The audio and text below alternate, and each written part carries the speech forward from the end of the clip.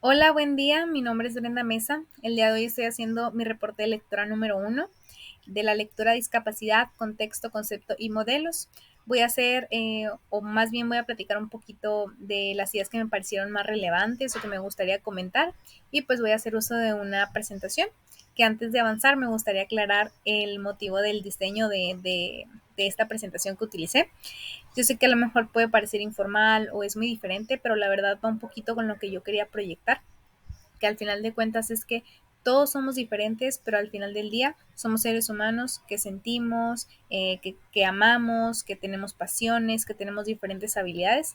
Entonces es por eso que es el diseño de esta presentación un poco a lo mejor diferente.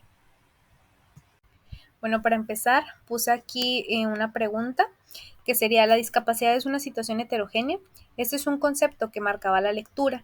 La verdad es que yo lo respondería como un sí, porque primero me gustaría aclarar, hay muchos tipos de discapacidad: visual, motriz, cognitiva, visual, etcétera. Pero dentro de esas discapacidades aún existe todo un espectro diferente.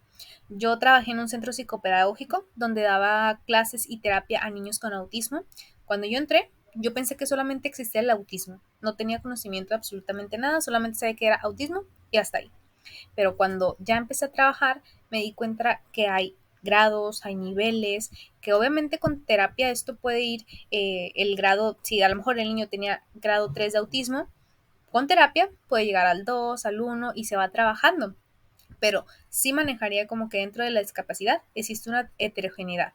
O sea, hay muchas variantes. Bueno, aquí puse un párrafo que me llamó mucho la atención, que nos decía que la OMS tiene como objetivo garantizar la igualdad de oportunidades y proporcionar los derechos humanos a las personas con discapacidad. Me gustaría hablar específicamente de la situación en México.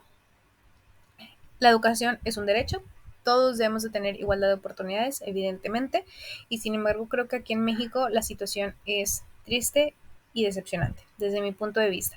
Cuando empecé a trabajar con mis pacientes y las mamás me contaban cómo estaba la situación en sus escuelas, la verdad es que es algo que deja mucho que desear, y desde la parte de docentes mal capacitados, no recursos, etcétera, y un sinfín de cosas de verdad.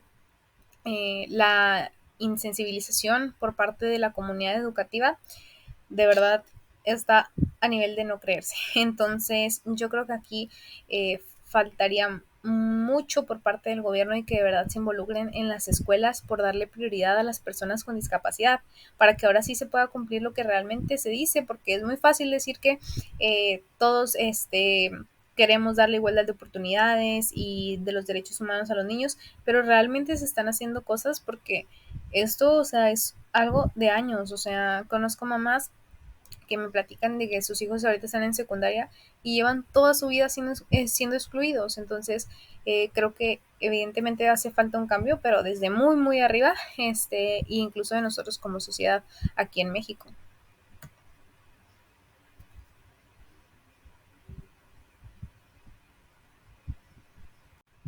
Bueno, y regresando a las preguntas, agregué una que decía: escuelas verdaderamente incluyentes.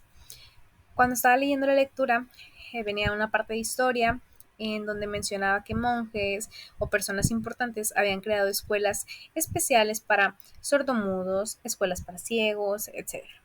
Voy a dar mi opinión, que no digo que sea la correcta, pero es mi perspectiva. Este tipo de escuelas a mí me parecen excluyentes. ¿Por qué? Porque no sirve de nada que nosotros nos traigamos a todos los niños con autismo, por ejemplo, y los metamos a un salón, porque al final del día van a tener que salir al mundo real alguna vez.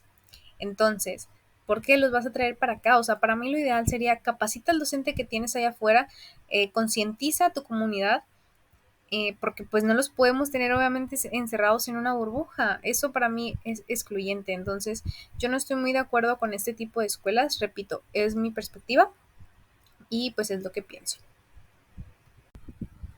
Ok, ahora vamos a hablar acerca de los modelos en que se fundamenta la discapacidad.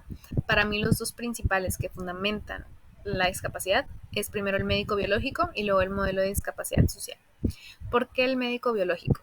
Ok, yo entiendo que muchas personas están peleadas con lo que un doctor pueda determinar, lo entiendo, Pero también como terapeuta que fui, me di cuenta de que, por ejemplo, los niños que habían sido diagnosticados con TEA a temprana edad, pues obviamente sus papás actuaron lo más pronto posible, terapias de lenguaje, de conducta, etcétera.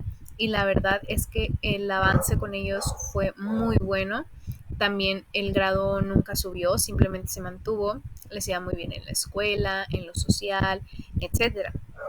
Entonces, para mí es muy importante el lado médico aquí al hablar de discapacidades.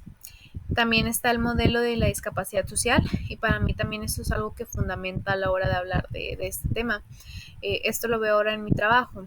Empezamos con un programa de inclusión. Entonces, la idea era meter a personas sordomudas. El detalle aquí fue que la empresa no contaba con todo lo necesario para empezar a recibir a personas con este tipo de discapacidad. Entonces, al final empezamos a meter personas con una discapacidad cognitiva muy leve y es con lo que empezamos este programa, pero sí fue algo que marcó el hecho de que nosotros dijéramos, ah, no, es que él tiene más discapacidad que él. Entonces, esta ineficiencia por parte de la empresa es algo que marcó el grado de discapacidad de ciertas personas. Pero al final de cuentas, pues sigue siendo, pues, no nuestra culpa, pero sigue siendo, pues, responsabilidad de nosotros el no haber tenido una planta adecuada para poder satisfacer este tipo de necesidades. No está mal, obviamente se notó y es algo que estamos trabajando en la adecuación de la planta, pero pues es un ejemplo de cómo la sociedad a veces marca este tipo o el que podamos decir que una persona tiene más discapacidad que otra. Y pues bueno, básicamente ese sería como mi reporte de la lectura. Fue una lectura muy interesante, la verdad a mí me gustan mucho estos temas, me gusta mucho dialogar, intercambiar opiniones, porque una vez que lo vives y que convives con estos escenarios todos los días, pues la verdad es que te vuelve un lado te da un lado más humano y de más sensibilización con estas cosas.